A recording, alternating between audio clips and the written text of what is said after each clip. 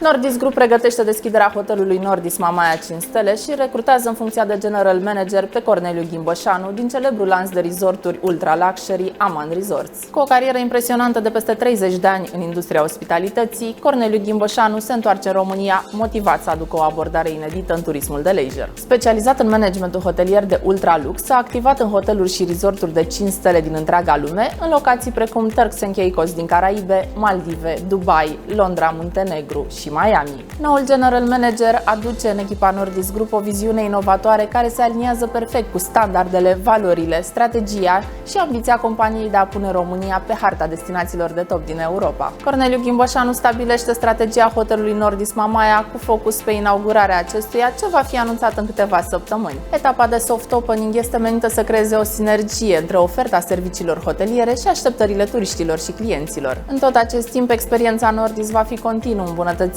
pentru a seta cel mai înalt standard de ospitalitate, ce va crea conexiune autentică Nordis.